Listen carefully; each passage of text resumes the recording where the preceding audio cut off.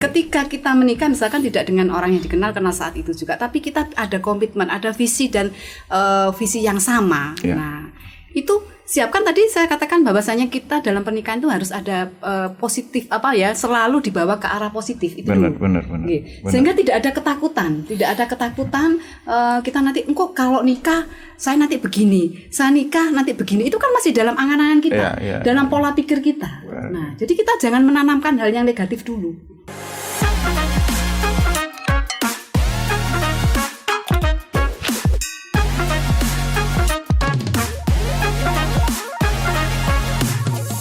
Berbagi informasi setiap hari. Assalamualaikum warahmatullahi wabarakatuh, pemirsa Pro TV Situbondo, dan kali ini kita live ya, seperti biasa di Radio Pratiwi Bondowoso 106,9. Karena slogannya berbagi informasi setiap hari, jadi apapun yang kita bagikan mudah-mudahan menjadi informasi yang bermanfaat ya, seperti beberapa yang akan dibagikan oleh teman ngobras kita, Ibu Ovi dari Dinas Penyuluh BKKBN Kecamatan Maisan Bondowoso. Ya, tema kita kali ini adalah persiapan pernikahan untuk menuju keluarga bahagia yang bebas stunting. Aduh, stunting lagi.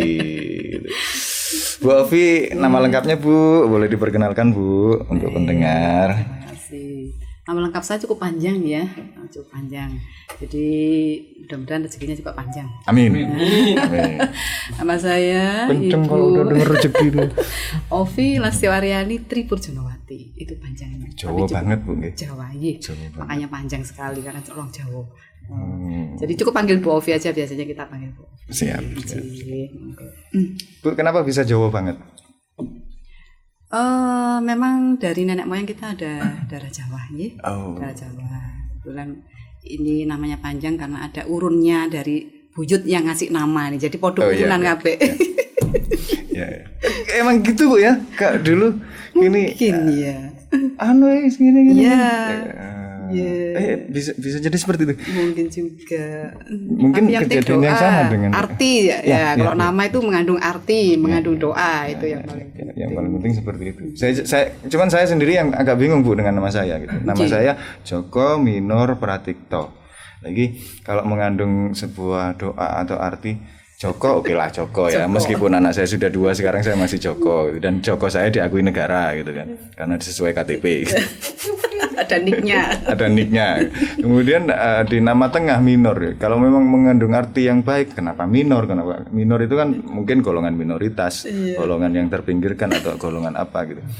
Lah kok Minor sih? Piye nggak tahu. Mau nanya juga, yang ngasih nama sudah ada di alam yang lain gitu kan. Jadi alhamdulillah dikasih nama. Udahlah, yang penting nggak dipanggil he gitu ya. Aduh, keluarga bahagia bebas stunting lagi. Nggak selesai kayaknya stunting. Harapan kita ya nantinya selesai lah, jangan sampai tidak selesai. Bu, dan saya ini saya potong. Janganlah Bu, jangan selesai Bu. Kenapa? Nanti kalau stuntingnya selesai, gede-gede semua Bu, nanti semua. Generasi di bawah di setelah kita tinggi-tinggi kabeh gitu loh. Stunting kan bukan hanya ukuran tinggi atau pendek saja. Oh enggak gitu Bu ya? Enggak. Pripun. Stunting itu kan lebih ke pemenuhan gizi. Jadi intinya kalau stunting itu, siapa yang mengalami stunting, kita nggak bisa langsung mengukur tinggi pendeknya gitu ya. Itu kan enggak gitu Bu ya. Efek samping dari stunting ini kan karena kekurangan gizi kronis yang berkepanjangan. Itu loh. Jadi kan efek tingginya itu mungkin karena gizinya terpenuhi. Bisa tinggi. Jadi nggak bisa kita mengatakan yang pendek itu langsung stunting, ya nggak bisa. Iya, karena faktor tinggi tidak serta-merta tidak menjadi karena ukuran lah. Tidak menjadi ukuran secara saklek stunting. Kalau pendek itu stunting. Waduh, saya salah khawatirnya selama ini Bu berarti. Jadi pikiran saya itu gini, ini kalau stuntingnya berhenti, sudah tidak ada kasus stunting di Indonesia. Ini udah malah Indonesia ini malah ukuran tubuhnya mengalahkan bangsa-bangsa Eropa. Dhuwur iki piye? Mobil sekarang makin kecil Bu ya. Ada city car itu kecil-kecil semua. Ini piye malah kesusahan loh. Terus janganlah gitu. Pikiran saya seperti itu. Ternyata enggak ya. Jadi kita kategori yang bisa dimasukkan stunting itu apa terus Bu? Ya itu tadi dia gagal tumbuh. Ya salah satunya memang pendek. Salah satunya. Terus tumbuh kembangnya nggak sempurna. Ya misalkan itu tadi dia terlalu kurus, terlalu gemuk. Terus perkembangan otaknya juga. Ya pertumbuhan itu juga penting juga. Jadi lola gitu Bu ya. Loading lambat. Ya loading lambat. Bu, tapi saya sering loading lambat loh Bu. Serius, jangan saya stunting ya. Kekurangan gizi ya. Ini saya kurus juga gitu. Jadi seperti itu. Interupsi terus. Seneng banget kalau saya dibully. Jadi jangan salah menyebut stunting, tiba-tiba seseorang dikatakan stunting, jangan sampai seperti itu. Iya. Gitu. Ini karena bisa juga karena pola asuh, Mas. Jadi pola asuh sangat penting juga pola asuh untuk stunting. Pola asuh yang gimana Bu itu Bu? Pola asuh gini, nah ini tadi kan ada hubungannya dengan keluarga ya, dalam keluarga. Misalkan ketika keluarga itu tidak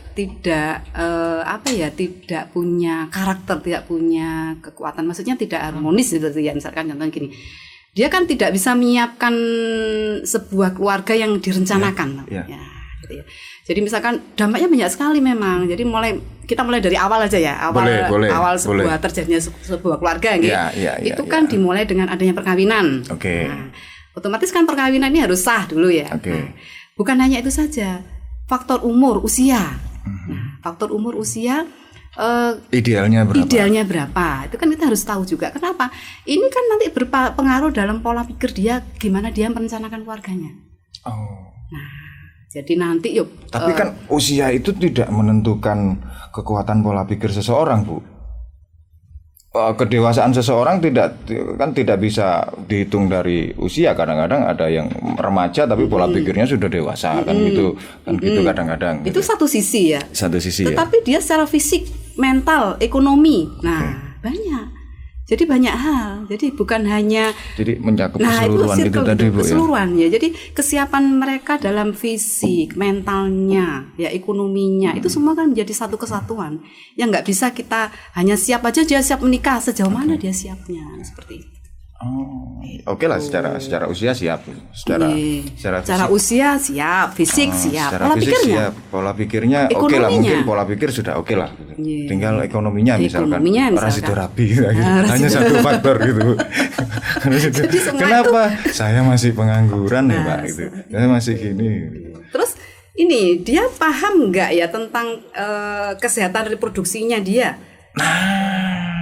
Itu juga merupakan salah satu hal yang harus kita pikirkan, terutama untuk remaja. Ini paling penting pengetahuan tentang Kespro. Jangan-jangan mau nikah takut belum sunat, Fajar sudah sunat belum? Yang diajak menikah sudah siap enggak gitu loh ya kan, itu yang tapi ada loh Bu, saya pernah menemui ada usia matang ya waktu itu circle saya juga ya, kebetulan tidak di kota ini. Itu dia 2 bulan menjelang menikah, dia sunat. Muslim. Ya. Tapi memang beneran belum sunat gitu loh. Jadi dia kan nggak tahu Kespro. Jadi ini juga orang tua berpengaruh. Makanya kan mungkin ya kemungkinan si orang tua ini ketika dia menikah belum siap. Karena apa ya? Dalam satu keluarga ketika kita siap menikah, kita tuh siap nanti ke anak kita ketika dia sudah mulai menginjak remaja, itu kita memberikan pengetahuan tentang Kespro. Kesehatan reproduksi. Makanya kan sebagai orang tua itu nggak bisa berhenti, terus harus mencari ilmu gitu. Nah, ini namanya pola asuh tadi itu yang saya sebut tadi yang di awal, pola asuh ya. Jadi kita sebagai orang tua, pola asuh kita terhadap anak-anak kita itu gimana? Jadi, walaupun dasarnya pengetahuan kita tidak akan pernah lengkap Bu ya. Sampai kiamat pun pengetahuan kita tidak akan pernah lengkap. Tapi setidaknya ada konteks minimalis yang harus dipenuhi gitu. Pemahaman tentang itu tadi kesehatan reproduksinya, kemudian pola pikirnya, kemudian kesiapan mentalnya, yang pertama usia ya, tadi usia, kemudian secara finansial juga harus siap dia, fisik siap, kemudian emosi sosialnya dengan lingkungan banyak. Jadi ada 10 faktor nih ya kalau saya sebutkan misalkan ya kesiapan usia pertama, kemudian finansial, fisik. Oh ya nikah butuh duit, pasti itu ya. Duit. Ini yang finansial ini justru yang nanti banyak menimbulkan masalah. Benar. Ya larinya nanti bisa ke KDRT itu karena kadang-kadang seperti ini. Kemudian fisik sudah ya, mental, mental. emosi, sosial. Kesiapan dia dengan lingkungannya itu ya sosial ya, kemudian moralnya bagaimana? Ini bermoral apa enggak? Gitu. Ya, interpersonal interpersonalnya dia gimana? Terus kesiapan hidup, terus kesiapan intelektual. Jadi ada 10 dimensi kesiapan berkeluarga itu yang harus kita siapkan ketika kita ingin merencanakan sebuah keluarga. Kalau nggak intelek nggak usah nikah gitu. Ya enggak biar nggak stunting. Tapi intelektual itu dalam kan tidak bisa dilihat dari satu sisi. Gitu, misalkan kita intelektual harus profesor, harus apa seperti itu. Karena seorang kemampuan yang berpikir berprofesi sebagai misalkan dia di tukang ahli bangunan, itu tukang bangunan misalkan dia intelektual di bidang itu. Saya mungkin ora iso ngudeki lulu iki dicampuri semen karo apa gitu kan. Makanya intelektual tanda kutip bukan kita harus jadi profesor baru boleh menikah, bukan seperti itu. Tapi lebih ke kemampuan berpikirnya. Benar. Kemampuan untuk mempertahankan hidup, meningkatkan taraf hidup dan lain-lain. Kalau gini Bu, pernah ada kasus nggak Bu? Diatur atau dibina atau mungkin sudah ada tim pendamping ya sekarang ya, tim yang mendampingi keluarga pranikah gitu toh? Iya. Ya sudah ada toh sama teman-teman BKKBN disiapkan. Ada, kita itu, punya tim baik TPK. Dari Dinsos itu juga kan dari itu sudah ada. Tapi ternyata yang mau nikah ini stunting. Yang mau nikah stunting. Ya, salah satu pengidap apa ya kalau stunting itu pengidap apa sih Bu? Terdeteksi menunjukkan gejala stunting gitu yang sudah menikah. Itu pernah ditemui nggak Bu? Gini, kita kan untuk yang mau menikah untuk yang mau menikah ini kebetulan di BKKBN itu ada yang namanya LC-MIL ya, LC-MIL. Jadi LC-MIL, eliminasi siap menikah. Jadi ini aplikasi tapi ini kita yang melaksanakan ini pendampingan ini di chattingnya juga bisa masuk nanti ya. Kemudian juga ada kader tim pendamping keluarga. Kita punya tim pendamping keluarga sudah banyak ini ya di wilayah manapun. Saya rasa di tiap kecamatan sudah ada sampai sudah desa ada. nih, Ya, desa.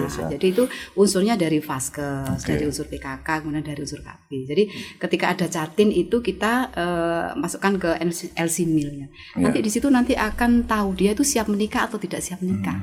Jadi ada beberapa indikator yang menyatakan bahwa ini siap menikah, ini tidak siap menikah. Nah, kalau misalkan tidak siap menikah, misalkan dia karena memang masih umurnya kurang atau dia perokok ya. Itu ada pendampingan, Otomatis pendampingannya itu nanti akan dinilai apanya. Kalau memang gizinya kurang ya disuntik sesuai dengan disuplai yang menyebabkan gizi gitu. Yang menyebabkan dia tidak siap menikah itu dari sisi apanya itu akan ada pendampingan. Atau jangan-jangan dari fisiknya tidak stunting, pola pikirnya yang stunting. kan ada tuh pola pikirnya yang stunting. Berpikir yang seperti itu. Tapi mudah-mudahan nggak ada ya. Ya saya berharap sih nggak ada. Mudah-mudahan nggak ada. Kalaupun ada ya sudah ada penanganannya, sudah tahu mau dibawa kemana harusnya seperti. Karena Situbondo sama Bondowoso ini 11-12 maksudnya potensinya luar biasa. Potensi luar biasa. Budayanya juga hampir sama. Budayanya hampir sama, masih Islam banget.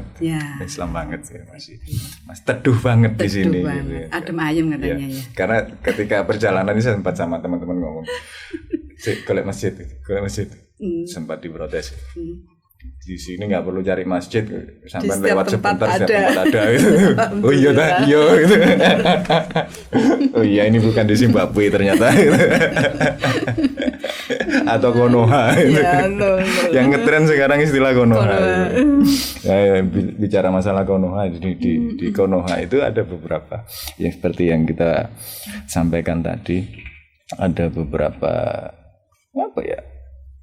ada beberapa paradigma, Bu. Fenomena ya. Iya, fenomena ya. Fenomena yang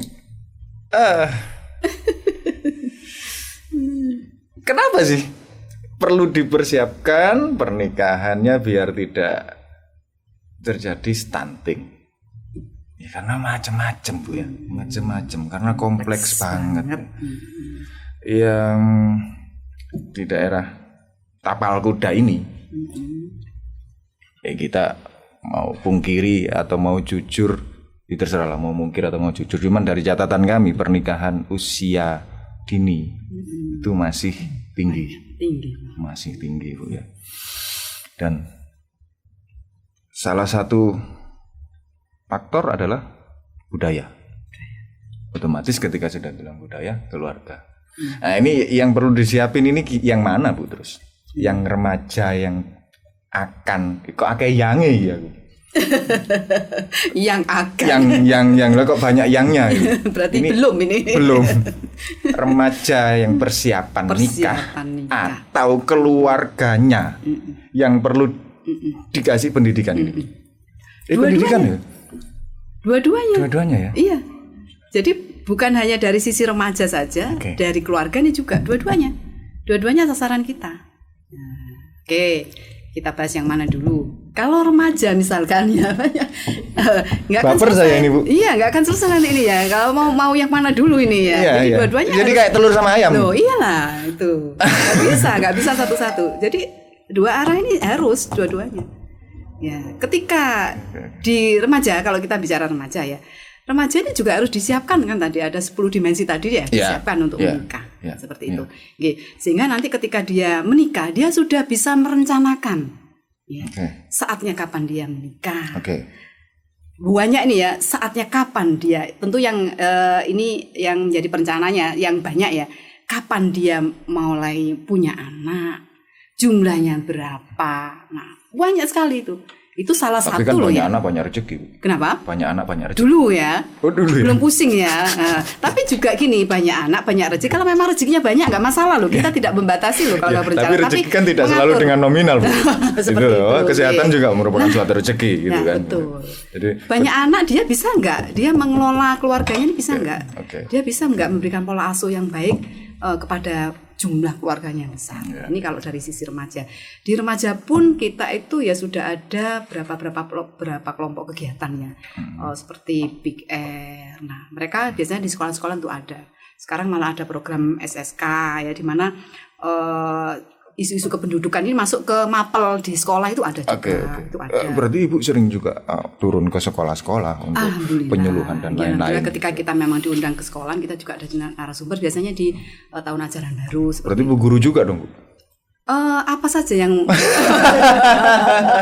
multi talent katanya ya. Apa yang dibutuhkan masyarakat, oke lah kita siap. Tapi kembali dari fitrahnya, seorang ibu itu adalah seorang guru bagi dunia. Tuh, gitu ya. Gitu. Karena gitu ya. Apa ya?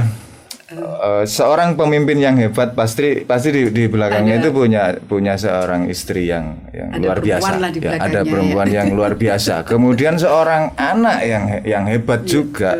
Dia lahir dari perempuan yang hebat juga tentunya. Gitu. Ya.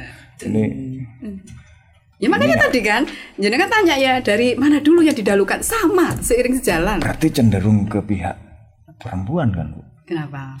Karena yang lebih banyak yang kami temui disebut pernikahan dini itu kenapa? Kalau cowoknya lebih banyak sudah siap secara usia. Terus? Yang belum siap itu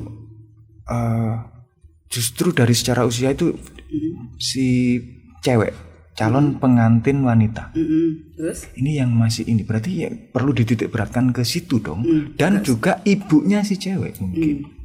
Gini Mas, kalau dalam keluarga harmonis ya ada kriteria yang harus dipenuhi. Jadi kriteria salah satunya itu keadilan dan kesetaraan gender. Aduh.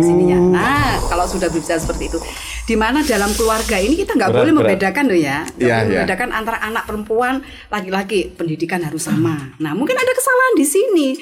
Jadi jangan menyalahkan, iki wong wedok sing anu, enggak lah. Mungkin pola asuhnya ketika di dalam keluarganya ini salah satunya nggak berfungsi. Ya, jadi kita kesetaraan gender ini nggak boleh. Cowok justru malah ketika sudah jadi pengantin yang cowok ya semau gue, wah aku kerja begitu pulang. Ya, itu salah di kriteria keluarga yang bagus, yang harmonis bagaimana dia itu berarti salah satu fungsinya ini nggak berjalan.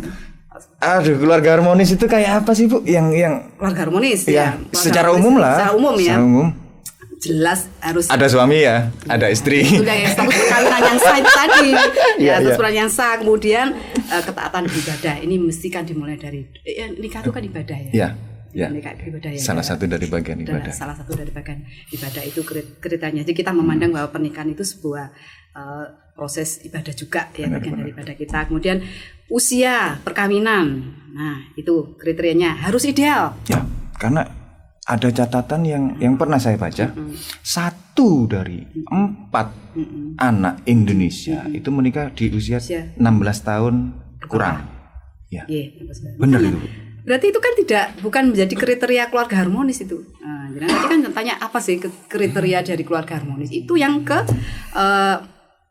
berapa itu? Ketiga. Jadi usia ideal ini harus kita perhatikan ketika kita siap membentuk keluarga yang harmonis nantinya. Kemudian perkawinan dengan perencanaan keluarga, jadi bisa merencanakan keluarga ini mau dibawa kemana nanti gitu ya. Iya. Nah, kemudian benar. Kesiapan ekonomi jelas tadi, kesiapan ekonomi belum ada itu nggak boleh. Kalau ekonominya nggak ada ya Febri. Ya kembalinya ke orang tua kan banyak yang seperti itu ya. Yang dibuat susah nanti kembali di orang tua. Ya, orang tuanya. Itu tadi karena tidak siap dia. Itu semua kan rentengan. Jadi tadi kan dia tidak punya kesiapan usia belum ya. Yang syarat kedua aja dia belum dipenuhi untuk idealnya usia ya. Gimana dia mau bisa memenuhi ekonominya kalau dia misalkan masih usia 16 tahun ya dia pastinya kan belum bekerja ya, belum bisa pola pikirnya juga masih belum seperti pola pikir yang di atas 25 tahun untuk laki-laki ya, punya rasa tanggung jawab terhadap keluarganya itu bagaimana, itu juga masih belum ada. Kemudian itu yang ekonomi, dia tidak punya kemampuan komunikasi yang baik antara suami dan istri. Masih sering baper ya. Betul, zaman sekarang baper jadi tukaran ya, gontok-gontokan akhirnya cerai. Banyak kan di pengadilan agama itu yang cerai ya, betul ya. Nah, jadi dia tidak mempunyai kemampuan berkomunikasi yang baik. Ini salah satu kriteria untuk menjadi keluarga yang harmonis. Nah, kemudian jumlah ideal anak, dia masih belum bisa menentukan, dia belum bisa merencanakan anakku ini harus berapa sih. Tapi ada pertanyaan yang dijawab seperti ini, Bu. Nanti kalau udah nikah punya anak berapa?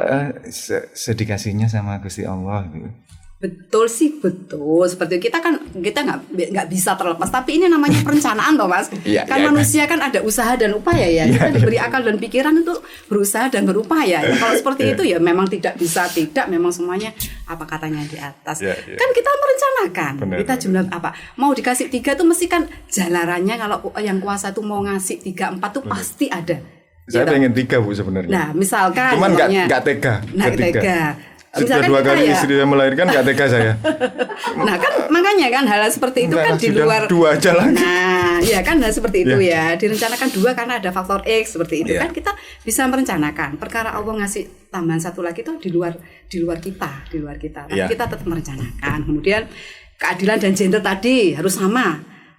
Jadi antara anak laki dan perempuan kita nggak boleh membedakan. Beri kesempatan yang sama. Ya, jangan dititik beratkan pendidikannya cuman yang di cewek aja gitu di cewek atau di yang cowok harus juga dikasih pendidikan gitu. Karena keputusan bagaimanapun kepala keluarga itu memegang peranan penting. Itu kemudian pedulian terhadap lingkungan. Ya kadang-kadang anak sekarang cuek dengan lingkungannya ya. Dia enggak mau berinteraksi dengan lingkungannya, kegiatan sosialnya kurang, itu juga berpengaruh nanti. Dampaknya ke keluarga juga. Ketika ada di lingkungan nanti pas kambling, aku tak bayar kopi aja. Nah, saya gitu biasanya, karena prakteknya saya di Probolinggo nggak ada, saya ada di sini waktu nyasis kambling ya. Kecuali itu, gitu. Kecuali ya. LDR berarti ya. LDR bertahun-tahun kok LDR sih Bu, kok saya jadi curhat iki piye. Panjang nanti ada season sendiri ya. Kita membahas LDR nanti ya. Soalnya saya pernah mengalami. Ini malah konteksnya saya membuli diri saya sendiri kok. Ya mereka seneng Bu. Aduh. Saya juga pernah LDR loh Mas. Oh gitu. Ya. Makanya nanti kita bahas perjalanan hidup Bu ya. Kita bahas katanya Mas Alif season lagi LDR nanti. Kemudian keteladanan bagi anggota keluarga. Nah, ini Bu. Ini orang tua bisa jadi role modelnya anak. Iya. Makanya gimana ya kita bisa memberikan contoh kan lebih baik ya dari 1000 kalimat 1000 kata ya itu ya, contoh itu lebih baik. Jadi kita bisa memberikan keteladanan ke anak-anak kita itu yang dari orang tua ya, yang dari keluarganya ya, bisa menjadi role model gitu. Paling tidak kita berharap anak kita lebih baik dari kita. Bener. Untuk hal simpel aja saya sering kali diprotes ya, karena struktur rambut saya tidak stunting. Jadi ketika sudah agak panjang jadi jebobok, nggak karu-karuan, dan itu pernah diprotes. Dek, waktunya kamu potong. Anak saya yang kecil, kamu potong waktunya. Ya aja lo sudah keribu kayak gitu nggak potong. Nah, ini saya diprotes. Itu dari sisi rambut aja ya. Ini dari sisi rambut gitu loh. Iya ya, keteladanan ini penting. Bahkan kadang-kadang ada orang tua yang justru memaksakan anaknya untuk kamu gini menikah aja atau sampai menikah siri. Aku bisik-bisik ini tapi kedengeran ya. Pemirsa semua pendengarnya tahu. Ya udahlah, memang masih ada seperti itu, dan di area saya tempat tinggal saya di Probolinggo itu masih ada gitu loh. Kalau Bondowoso saya nggak tahu, pura-pura nggak tahu lah. Malah dipaksa loh Bu untuk menikah siri, alasannya biar tidak ke pergaulan bebas, ke perzinahan dan lain-lain. Tapi ya kalau kita mau mikir bener. Ya ini tadi keterampilan orang tua kan masih belum. Nah, ini salah satu model. Dia pacaran sama istrinya sejak SMP. Sekarang sudah punya anak 1. Nikah usia berapa dulu? Baru menikah. Dan selama itu baik-baik saja gitu. Tidak ada pergaulan bebas dan lain-lain. Gimana kembali lagi ke keluarga ini, Mas? Kembali lagi ke keluarga. Oke. Gimana dia menanamkan nilai-nilai agama di situ? Ibunya Mas Tegar BKKBN enggak? Kenapa kok tahu gitu ya? Iya, kok udah seperti itu. Atau jangan-jangan kenal Bu Ovi udah lama. Dikasih pengetahuan, ya konteksnya makin luas, makin mateng dia. Iya, curiga saya malah kalau Mas Tegar sudah jadi anak asuhnya Bu Ovi sejak dulu. Terus ini lagi yang penting, harus ada cinta yang utuh. Nah, dalam keluarga bukan hanya antara suami istri ya, terhadap anak juga bagaimana suami kepada istri, kemudian orang tua kepada anak, harus ada cinta yang utuh di situ. Ya, cinta ini agak luas ini. Kalau sudah ngomong cinta ini agak sensi juga ini kan. Kita di sini lagi membahas gimana caranya membangun keluarga harmonis biar tidak ada stunting berkelanjutan. Nah, kalau kita berbicara tentang cinta ya, ini kan ada ketulusan, rasa cinta, kasih sayang orang tua. Jadi dia tulus bagaimana dia merawat keluarganya supaya tidak anak saya stunting ya, karena ada cinta kasih. Jadi dia itu tulus, ikhlas ya. Jadi dia merencanakan mulai dari hamil, gimana caranya dia memenuhi gizinya dalam masa kehamilan itu sehingga tidak terlahirkan anak-anak yang stunting, kan harus dilakukan dengan penuh kasih sayang, dengan rasa ikhlas. Suami juga seperti itu, penuh kasih sayang ke istrinya sehingga mengingatkan kalau istrinya misalkan gizinya kurang, makannya kurang. Itu memang kelihatannya sepele ya, tapi kelihatannya sepele, tetapi ini juga menentukan salah satu kriteria. Seperti itu. Terus ketika dia hamil, ketika dia lahir ya, dia memperlakukan dia kan penuh dengan kasih sayang selama anak sampai usia 2 tahun ini kan harus kita perhatikan betul-betul gizinya. Ya, dia dengan penuh kasih sayang, cinta kasih, dia merawat sebagaimana seorang ibu. Jadi dia memberikan pola asuhnya tentang gizi yang baik ke anaknya, memberikan makanan sesuai dengan kebutuhan si anak, kan itu juga merupakan salah satu hal yang menghindarkan keluarga ini menghasilkan anak-anak yang stunting gitu loh. Jadi memang luas sekali memang. Aduh, cinta. Nah, di sini harus ada peran yang seimbang antara ayah dan ibu. Ini juga merupakan kriteria keluarga yang harmonis. Wah, udah ada pertanyaan itu tadi. Wah, sudah ada pertanyaan. 40, Mbak, apa 400? 4. 4 aja ya. Iya. Dari nomor WhatsApp 472. Ini namanya Diva dan Kanza. Bu Ovi, saya ini sudah usia 29 tahun belum menikah, bukan karena yang disampaikan Ovi tapi lebih ke masih mau menikmati masa remaja. Saya termasuk orang yang lebih hati-hati masalah pernikahan. Kalau belum kenal dan pacaran lama minimal 2 tahun, menurut saya ya belum bisa. Karena saya berpikir kalau sekedar kenal sebentar pasti jauh lebih banyak masalah yang sulit untuk diselesaikan. Boleh dijawab duluan Bu mungkin Bu. Nah, usia remaja itu sampai 24 tahun ya Mas ya, 10 sampai 24. Kalau udah 29 masa remaja. Bukan remaja telat. Nah, mungkin di sini dia belum siap mental. Mentality itu tadi ya. Kan ada 10 dimensi, kesiapan mental. Ya, kesiapan mentalnya. Karena masih ada hal-hal negatif yang ditakutkan. Ya, negatif itu tadi. Itu tadi. Jadi menikah itu harus siap mental juga. Dan nggak harus pacaran 2 tahun dong. Nggak harus pacaran. Saya nggak pacaran, jujur. Betul. Kemudian ada komitmen ketika kita menikah, misalkan tidak dengan orang yang dikenal karena saat itu juga, tapi kita ada komitmen, ada visi dan visi yang sama. Nah, itu siapkan tadi saya katakan bahwasanya kita dalam pernikahan itu harus ada positif selalu dibawa ke arah positif itu. Benar. Sehingga tidak ada ketakutan kita nanti kalau nikah saya nanti begini, saya nikah nanti begini, itu kan masih dalam angan-angan kita, dalam pola pikir kita. Nah, jadi kita jangan menanamkan hal yang negatif dulu. Jadi positifnya dulu. Jadi mungkin ya ke Mbak siapa tadi? Mbak Kansa. Coba pola mentalnya ini disiapkan dulu. Karena kan tidak semua orang yang kita kenal baru itu seperti yang kita pikirkan. Nah, itu loh. Atau gini ya. Ini sudah ada solusi yang dipersiapkan sama Bu Ovi dan teman-teman dari Dinas Sosial ya. Monggo, karena ada divisi khusus yang disiapkan, memang divisi itu pendampingan tadi Bu ya, divisi pendampingan atau divisi penyuluhan ya, yang boleh itu di kecamatan Maesan kebetulan Bu Ovi. Kebetulan ini saya informasikan juga nanti ini nanti kita ini kan di masing-masing balai penyuluhan KB di setiap kecamatan itu ada PPKS, Pusat Pelayanan Keluarga Sejahtera. Nah itu divisi yang sharing aja di situ. Bisa sharing ke balai penyuluhan langsung KB terdekat tentang ya? Permasalahan apa aja sudah. Jadi kita di sana sifatnya konseling. Nah, konseling. Jadi kata konseling remaja bisa. Jadi mulai balita, konseling tentang permasalahan balita, remaja, kemudian orang tua sampai lansia itu bisa. Jadi boleh nanti Mbak Kansa nanti biar lebih dekat atau kalau di wilayah kecamatan yang lain di masing-masing kecamatan sudah ada Bu. Ini sudah dipersiapkan kita siapkan untuk satu kecamatan itu ada PPKS. Jadi pusat untuk pelayanan ini untuk penyuluhan. Di situ kita tidak diajari tapi sekedar sharing aja. Sharing. Jadi tidak ada niatan menggurui siapapun karena siapapun yang ada di dunia ini adalah guru untuk dirinya sendiri. Bu, kita lanjut ke pertanyaan kedua Bu. Mungkin Mbak ininya disiapkan mental dulu lah. Mentalnya dulu ya untuk menghadapi perkawinan. Jangan takut. Don't worry, be happy. Yang selanjutnya di nomor WhatsApp 054 ada namanya Bismillah. Namanya Bismillah. Enggak apa-apa. Dan pertanyaannya Bu, seseorang yang broken home yang mempunyai pasangan atau pacar sudah lama, itu gimana bagi dia hubungannya ke depan? Misal haruskah pisah rumah dengan orang tua dan cukup tinggal berdua seakrab dengan pasangan ketika nikah nanti, atau gimana Bu sarannya? Sama ini. Gimana maksudnya? Sama ya, curhat ya. Ini seseorang yang berasal dari keluarga broken home.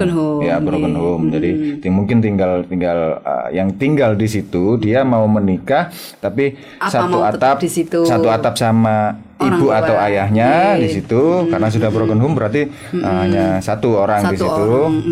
Atau orang tua ini biar tidak ketularan mungkin. Broken home kan bukan penyakit menular Bu. Bukan penyakit menular. Bukan ya. Ya, ini mungkin ada tipsnya nih yang bisa saya sampaikan. Gini ya. Nah, aduh banyak banget ini yang bisa. Memang pernah ada pertanyaan ke saya gini. Saya tidak bisa lepas dari orang, bukan hanya yang broken home ya, kadang-kadang memang ada ya. Saya nggak bisa lepas dari orang tua. Jadi banyak faktor yang menyebabkan dia harus tetap tinggal di orang tua. Tetap harus tinggal di orang tua. Ini bagaimana? Nah, namanya pasangan ya. Boleh, misalkan kita tinggal di orang tua boleh ya. Misal ada beberapa faktor yang menjadi pertimbangan. Tetapi namanya orang berumah tangga ini kan pasangan suami istri. Nah, jadi ada 5 tips ini ya, mungkin saya baca. Jadi suami istri itu tetap pengambilan keputusan apapun ya, kita nggak boleh tergantung ke orang lain. Jangan ada intervensi ya. Tidak boleh intervensi. Walaupun kita tinggal bersama kan nggak masalah. Nggak ada masalah. Nggak ada masalah. Kalau hanya faktor tinggal bersama. Tetapi ketika kita menikah, memutuskan menikah, keputusan itu apapun ya itu tetap milik berdua. Jadi tidak boleh ada campur tangan pihak luar ya. Kemudian permasalahannya itu bisa misalkan diceritakan ke orang luar, tetap harus seizin salah satu di antara mereka. Nggak boleh. Tetap seperti itu. Nah, kemudian tidak membagikan cerita internal kita ya kepada orang lain. Maksudnya seperti itu ya. Tetap itu milik kita berdua. Ya.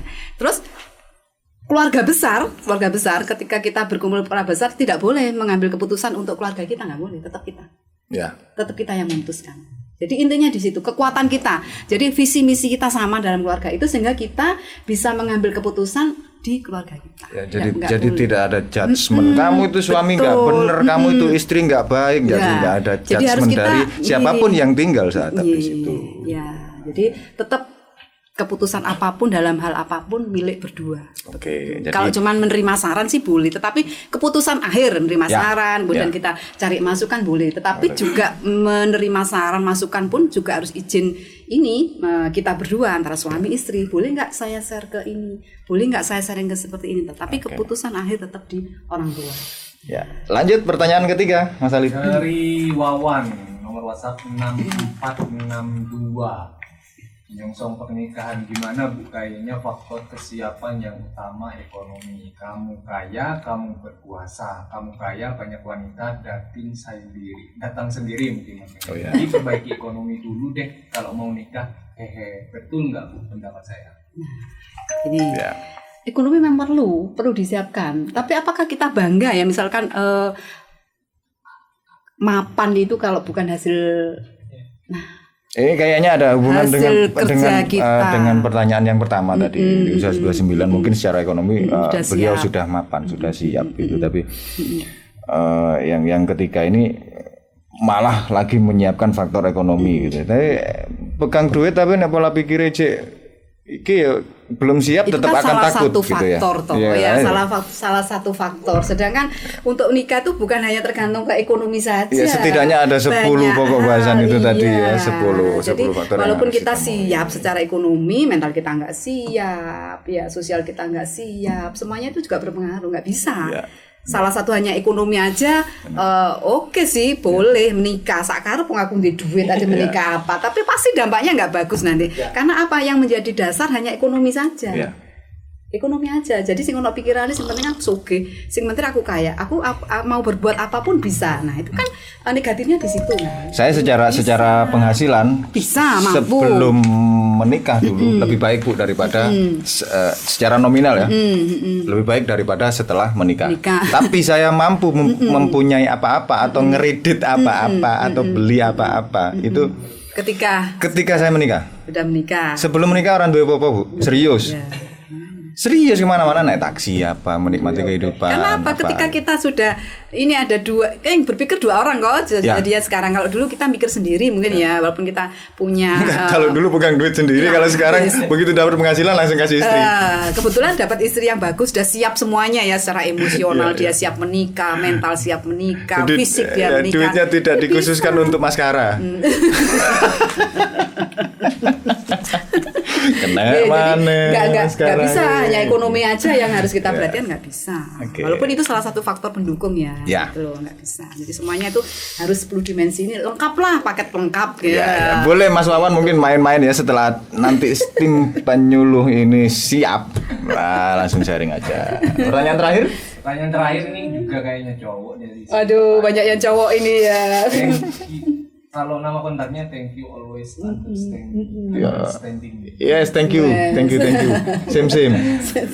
Bu, kalau ada orang yang masih hidup sangat sederhana dan dia hidup sehat dengan pasangannya, kemudian dia bercita-cita untuk menikah dengan 3 atau 4 istri. Tak lain harapannya jika dia hidup sukses dan kaya adalah menaikkan derajat wanita.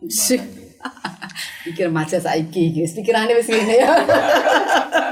sudah membayangkan hal-hal yang daki-daki ya, berangan-angan. Jauhilah pemikiran seperti itu. Kalau saya berpikir seperti itu, jauhi pemikiran seperti itu. Nah, sekarang itu yang gini, saya mau nikah, saya bisa merencanakan pernikahan saya nanti bagaimana modelnya seperti itu. Nah, siapkan seperti itu. Jadi itu kan berangan-angan. Enggak ini visioner, Bu. Visioner. Jadi luas banget. Remaja sekarang itu seperti itu.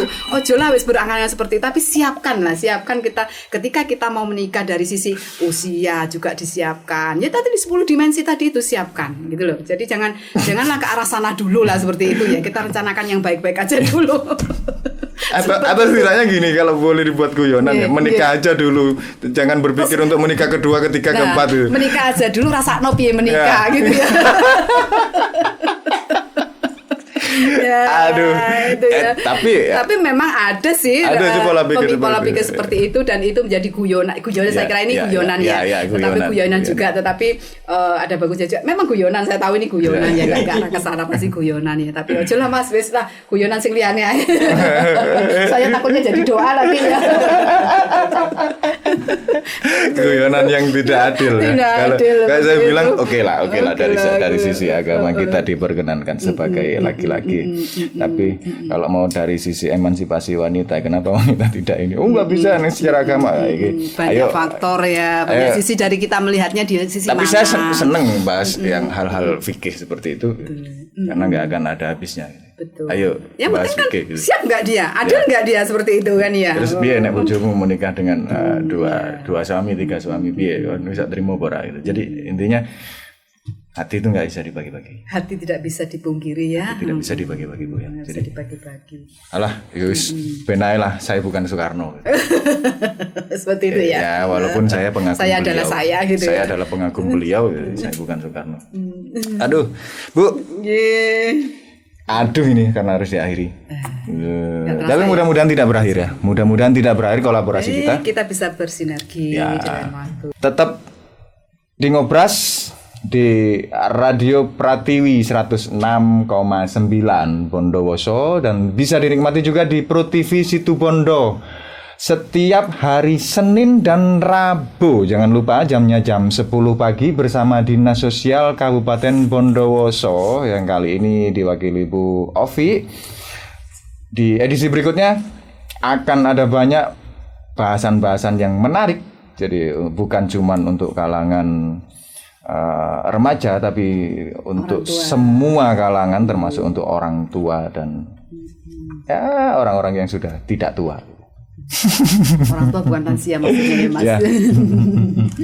Jadi mudah-mudahan tetap sehat, tetap semangat. Masih di Ngobras, ngobrol asik. Terima kasih. Assalamualaikum warahmatullahi wabarakatuh.